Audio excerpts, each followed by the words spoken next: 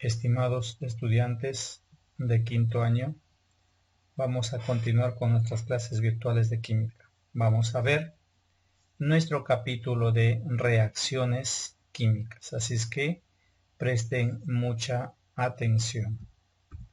Para poder definir una reacción química, primero analicemos la siguiente imagen.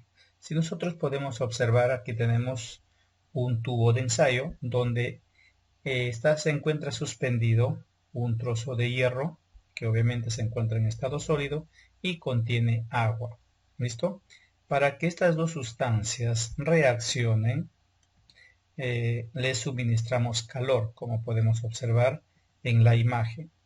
Luego de un determinado tiempo vamos a poder observar, miren, el desprendimiento de un gas que corresponderá al hidrógeno, y vamos también a observar que en el fondo del recipiente, ¿sí?, vamos a encontrar una sustancia sólida que corresponderá al óxido férrico.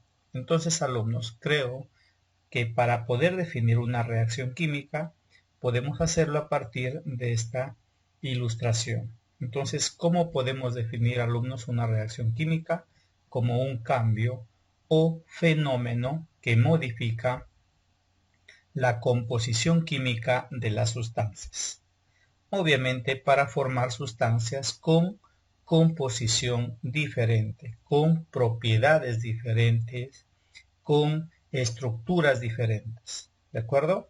Ahora, si nosotros observamos el esquema, observamos que existen dos etapas. Miren, una etapa antes de que se produzca la reacción, ¿sí?, el cual encontramos a las sustancias reactantes o también conocidas como reaccionantes. ¿Listo? Y otra etapa que viene después de la reacción, donde encontramos a nuevas sustancias, por cierto, que se conocen como productos. ¿Estamos? Muy bien. Eso es la definición de una reacción química. Muy bien. Ahora, ¿qué es una ecuación química? Una ecuación química sabemos que es una representación, ¿sí?, pero que corresponde a la representación simbólica de una reacción, ¿sí?, donde especificamos dos partes, la cualitativa y la cuantitativa, ¿sí? Obviamente aquí involucran los componentes que son reactantes y productos. Observemos, a ver, si nosotros quisiéramos representar mediante una ecuación química la reacción que hemos visto al comenzar nuestra clase, vamos a observar que el hierro, ¿sí?, va a reaccionar con el agua. A estas dos sustancias que reaccionan, obviamente, le llamamos reactantes. Pero ustedes han podido observar que para que esta reacción se produzca, necesita calor. En otras palabras, absorbe calor. Obviamente, después de un determinado tiempo, se formarán las sustancias que se conocen como productos. ¿Listo? Ahora, eso es la parte cualitativa. Si nosotros quisiéramos analizar la parte cuantitativa, tendríamos primero que balancear. En este caso, comenzamos nuestro balance con los metales. Como podemos observar, en reactantes hay un átomo de hierro y en productos hay dos. Entonces, ¿qué debemos hacer, estudiantes? Balancear. Para ello lo multiplicamos por 2 al átomo, a la especie hierro en reactantes. Ahora, continuamos con los hidrógenos. Si observamos en reactantes y en productos, existe la misma cantidad de hidrógenos. Ahora, pasamos a los oxígenos. En los oxígenos falta balancearlo, puesto que en la izquierda hay un átomo y a la derecha hay 3. En consecuencia, lo tendremos que multiplicar por 3 a los moles de hidrógeno. Ahora, si nosotros continuamos balanceando, los átomos de hierro, como ya están balanceados, le ponemos coeficiente 1 y encontramos que el hidrógeno no está balanceado. ¿Listo? Entonces lo multiplicamos por 3. Ahí está, jóvenes, una ecuación química, ¿ya? Que no olvidemos que corresponde o consiste en representar simbólicamente una reacción. Ahora, ¿qué significado tiene los subíndice S? Significa que el estado físico de la sustancia es sólido, L líquido, G gaseoso y tenemos una Q que significa calor.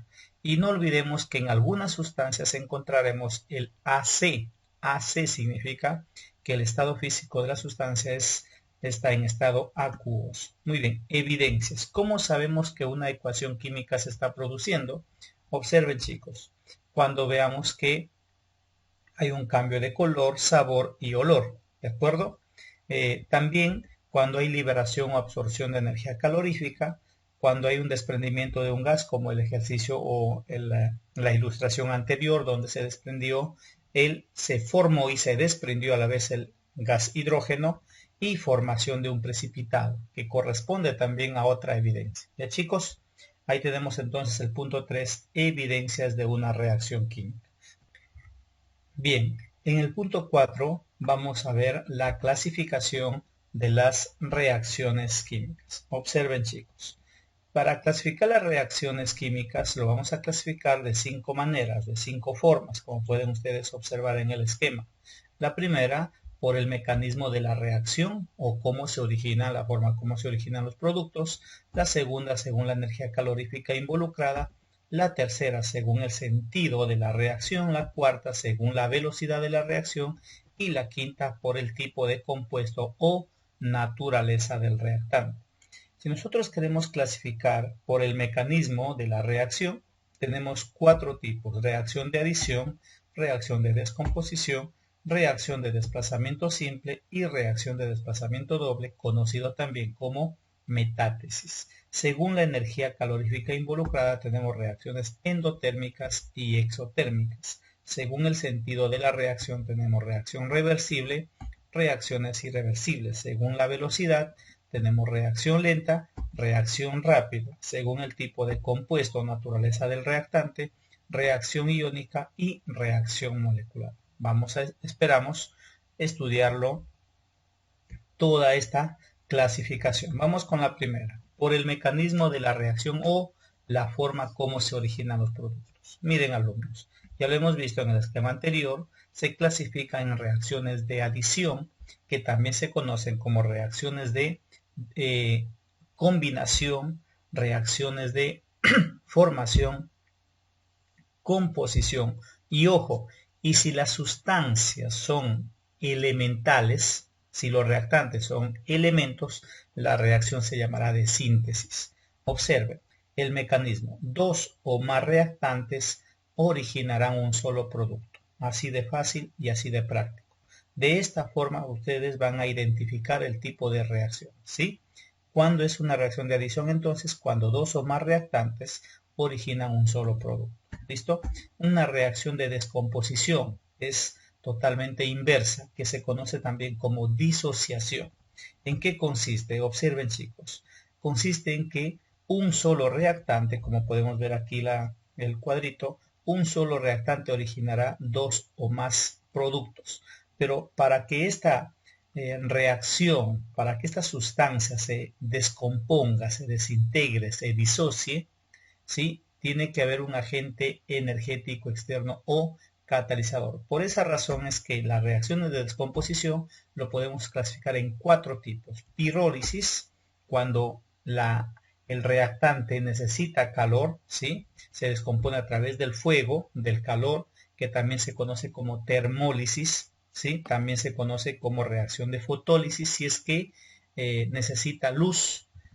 Se conoce también como electrólisis si es que necesita la corriente eléctrica, o catálisis si es que utilizamos un catalizador. ¿Listo?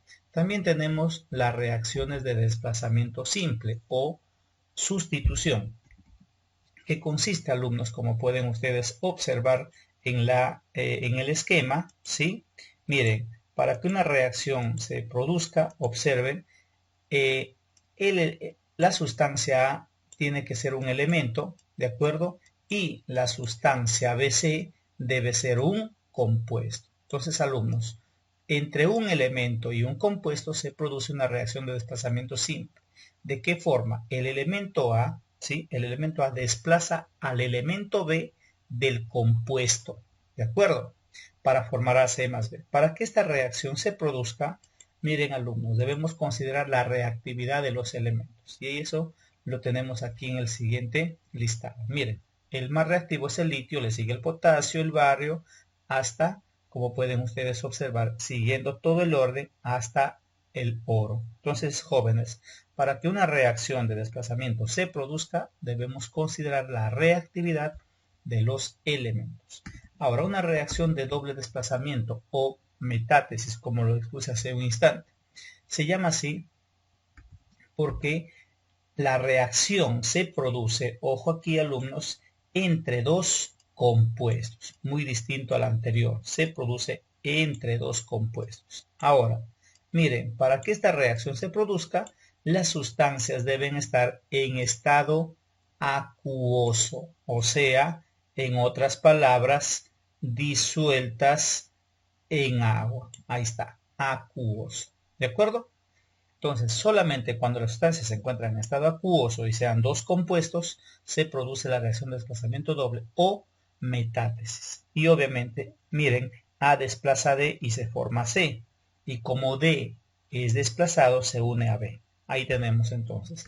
Dentro de las reacciones de desplazamiento doble tenemos dos tipos. Neutralización, que ojo, ya lo habíamos estudiado, por si acaso, en la formación de sales, ¿se acuerdan? Sales oxisales y sales aloideas. Una reacción es de neutralización, alumnos, cuando la reacción se produce entre un ácido, ¿sí? Y se produce más una base, ¿de acuerdo? Ácido más base, ¿listo? Eso es una reacción de neutralización. Y la otra, el otro tipo de desplazamiento doble es la reacción de precipitación. Profesor, ¿qué significa que una reacción de doble desplazamiento sea de tipo precipitación? Cuando uno de los productos es insoluble. En otras palabras, cuando se forma una sustancia sólida. Ojo, profesor, ¿y cómo sabemos que se forma una sustancia sólida? Para ello, alumnos, que ustedes deben conocer estas reglas que son muy importantes para poder determinar, identificar el precipitado. Por ejemplo, ¿qué dice la primera regla? Casi todos los nitratos y los acetatos son solubles. ¿Qué quiere decir, profesor? Observa, alumno. Si ustedes observan que tenemos, por ejemplo, el nitrato de sodio en un producto, ¿ya? Nitrato de sodio, como pueden observar, el NaO3 significa que esta sustancia es soluble en agua. ¿Listo? Pero si ustedes observan, por ejemplo, un cloruro, ¿sí? Un cloruro plumboso, como pueden ustedes observar la fórmula, cloruro plumboso, ¿sí? Entonces, este cloruro plumboso no es soluble. Entonces, si no es soluble, esta sustancia debe representarse que se encuentra en estado sólido. En cambio, el nitrato de plata significará que se encuentra en estado acuoso. Entonces, alumnos, a través incluso de la representación, podemos nosotros darnos cuenta si la sustancia es un precipitado o la sustancia es soluble en agua. Ahora, ¿qué más? Hay que aprenderlo estas reglas. Alumnos, si no lo aprendemos estas reglas, difícilmente podemos determinar qué reacción es de precipitación. Por ejemplo, ojo, se hace el análisis solamente en los productos. Por ejemplo, si tenemos, dice aquí, todos los sulfatos son solubles, quiere decir el sulfato de sodio, potasio, etc., excepto los de plata, plumboso, mercurioso, mercúrico, calcio, estroncio, bar. Todos estos iones que al unirse con el sulfato formarán sustancias insolubles, sustancias sólidas. ¿Listo, alumnos? Entonces ahí tenemos las reglas para poder determinar el precipitado. Bien, chicos, esa es con respecto a la primera clasificación. Vamos por la segunda clasificación. ¿Qué dice? Por la energía calorífica. Sabemos, alumnos, que según la energía calorífica las reacciones que se producen son dos, las endotérmicas y las exotérmicas. Profesor, ¿qué es una reacción endotérmica? Una reacción endotérmica se llama así porque absorbe energía o absorbe calor. ¿Cómo lo representamos? Ahí tenemos, alumnos, la representación. Entalpía versus avance de la reacción. ¿Listo? Entalpía se conoce como calor también. Ahora, Si nosotros ubicamos nuestra reacción, ¿sí?, química en el gráfico, a tu izquierda deben ir los reactantes y a tu derecha los productos. ¿Te das cuenta? Ahora, entonces significa que donde va el reactante, ahí va su entalpía. Donde va el producto, va la entalpía también del producto. En el punto más alto va el estado o complejo activado, que es un estado de transición, un estado intermedio. ¿Listo? Un estado donde las sustancias que se forman aún son inestables. Y esta energía de este estado activado tiene una entalpía también. ¿Listo? Ahora, para que un reactante llegue al estado o complejo activado, necesita, como pueden ustedes observar, no va a llegar por sí solo, sino va a necesitar una energía adicional que se conoce como la energía de activación. ¿Listo? Ahora, como la reacción es endotérmica, significa que la reacción absorbe calor. Miren, ¿y cómo? Obviamente va a absorber calor. ¿De dónde? Del medio, ¿ya? Cuando la reacción es endotérmica, el calor lo absorbe la reacción de esta forma. Y la entalpía de la reacción obviamente va a ser mayor que cero. ¿Cómo representamos, profesores, una ecuación endotérmica? Ojo, se llama ecuación termoquímica, porque aquí utilizamos, ¿sí?, representamos el calor absorbido. ¿Sí? Miren, el calor absorbido se llama así porque es el calor que necesita el reactante. ¿Listo? Bien, exotérmica. Una reacción es exotérmica cuando liberan energía. Observen aquí, alumnos. ¿Sí? Ahora vamos a graficar entalpía también versus avance, donde a tu lado izquierdo va el reactante, a tu derecho va el producto. Entonces, donde va el reactante, ahí irá su entalpía del reactante, ¿sí? Donde va el producto, su entalpía del producto. Y en el punto más alto, el estado o complejo activado. ¿Listo? Que es un estado intermedio de transición inestable, donde también contiene una cierta cantidad de energía. Ahora, sabes muy bien que para que un reactante llegue al estado activado, necesita de una energía de activación. Ahora, la reacción es exotérmica. Exotérmica significa que el calor va a liberar, ¿sí?, la reacción. Entonces significa que va del reactante hacia la intemperie o hacia la parte exterior. Miren, chicos, cómo es que se producen las reacciones endo y exotérmicas. ¿Listo? El calor de la reacción o entalpía de la reacción va a ser menor que cero. Ahora, alumnos, ¿cómo representamos? Tenemos dos tipos de ecuaciones termoquímicas. Pueden observar ustedes, alumnos, ahí y comparar.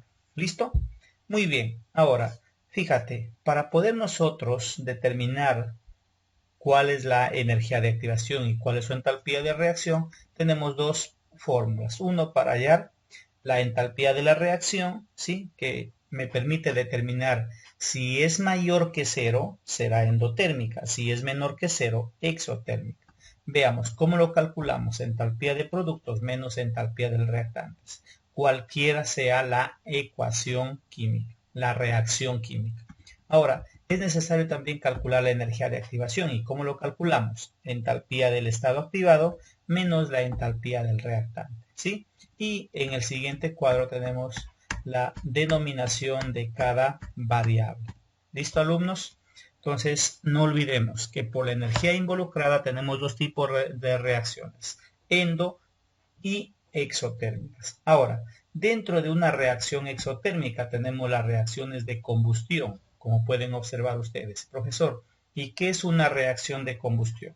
Una reacción es de combustión, presta atención, cuando observa un combustible, ¿sí?, al reaccionar con el oxígeno del aire, que se conoce como comburente, se formarán determinados productos más calor.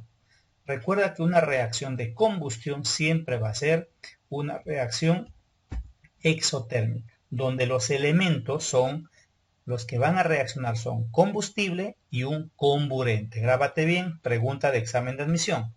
Dentro de estas reacciones tenemos dos tipos, completa e incompleta. Ojo, completa según los productos e incompleta de la misma forma. Miren chicos, presten atención. Una reacción es de combustión completa cuando el combustible al reaccionar con el comburente forma CO2 más agua. Pero no te olvides que aquí se va a liberar calor, que yo le voy a llamar calor sub 1. No lo he puesto, ¿sí? Porque se sobreentiende. Pero mira, te quiero explicar un poco más profundo. Listo. Este tipo de reacción de combustión completa se produce porque hay una suficiente cantidad de oxígeno. ¿Listo?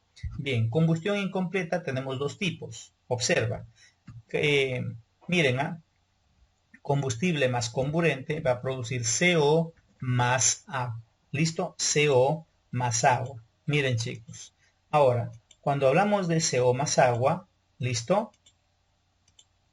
Me estoy refiriendo a la formación del monóxido de carbono más agua. Y estos productos, y ojo, no nos olvidemos que aquí va a haber otro calor, que le voy a llamar calor 2. ¿De acuerdo?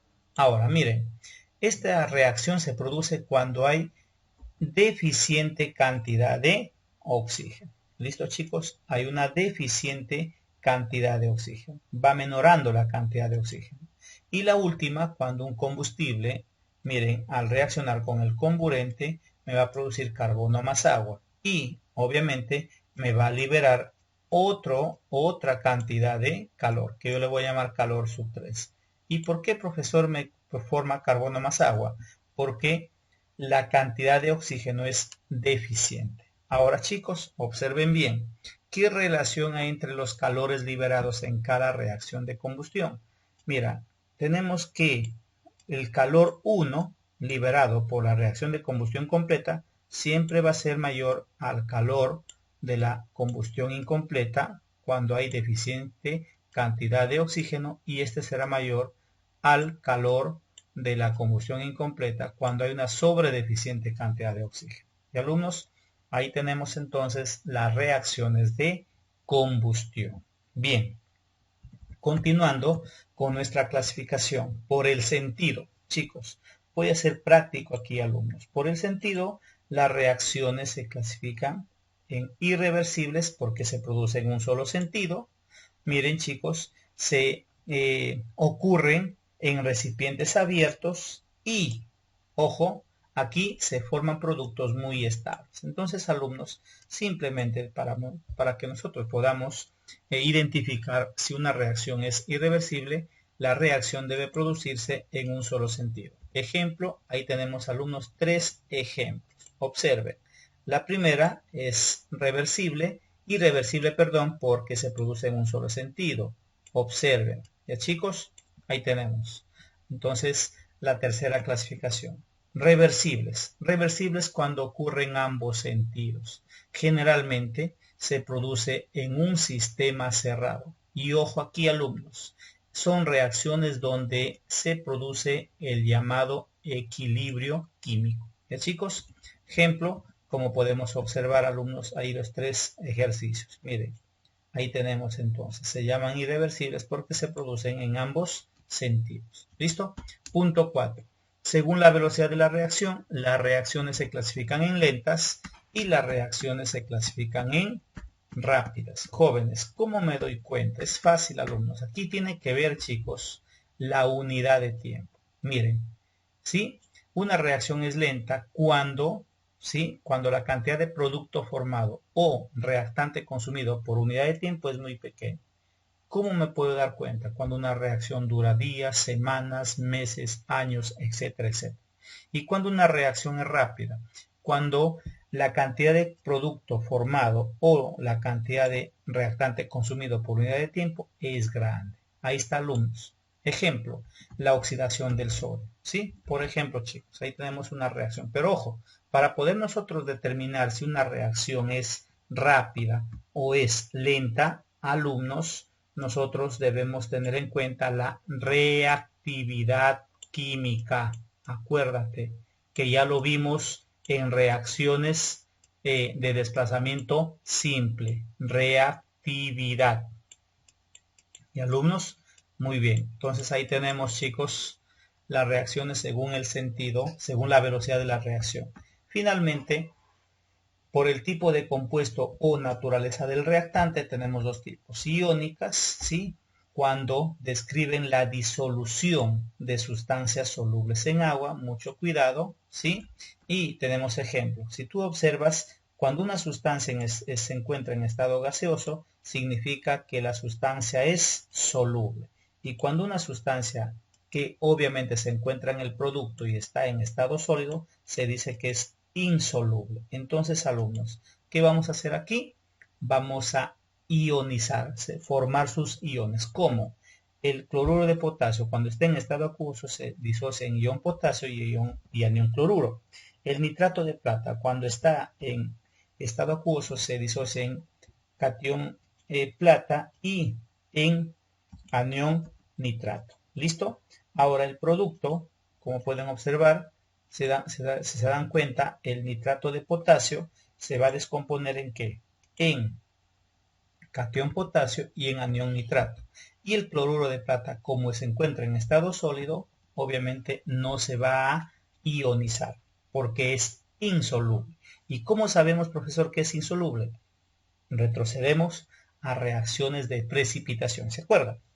Miren, los iones que estén tanto del lado de reactivos como de productos se llaman espectadores. ¿Y cuáles son? Por ejemplo, si tú observas el potasio en el reactante con el del producto, se llaman iones espectadores. ¿Sí? Porque se encuentran en productos y en reactantes. Otro, el nitrato. Se encuentra en reactantes y en productos. Tenemos dos iones espectadores. Finalmente, ¿cuál será nuestra reacción neta? Como puedes observar, el cloruro más la plata me va a originar cloruro de plata. Ahí está, alumnos, entonces, reacción iónica. Ese ejemplo que ustedes pueden observar ustedes ahí, ese ejemplo lo van a hacer ustedes en casa, ¿sí? Continuamos con las reacciones moleculares. ¿Qué significa una reacción molecular? Aquellas que involucran interacciones entre moléculas, o sea, se producen reacciones entre moléculas, sobre todo entre sustancias covalentes. Por ejemplo, mira, cuando hago reaccionar hidrógeno más oxígeno, voy a formar agua. ¿Qué están reaccionando? Sustancias moleculares, ¿sí? Covalentes. Hago reaccionar el bromo más el yodo para formar bromuro de hidrógeno. Ahí tenemos. ¿Ya, chicos? Muy bien, alumnos. Eso es todo lo que corresponde a nuestras reacciones en la primera parte. ¿Listo? La parte práctica lo vamos a ver en aula, en clase. ¿Ya? Esta es la parte teórica para que ustedes vayan familiarizándose con los temas, con los términos que estamos utilizando en este capítulo de la química, que es reacciones químicas. Muchas gracias, jóvenes. Espero que hayan entendido este vídeo. Gracias.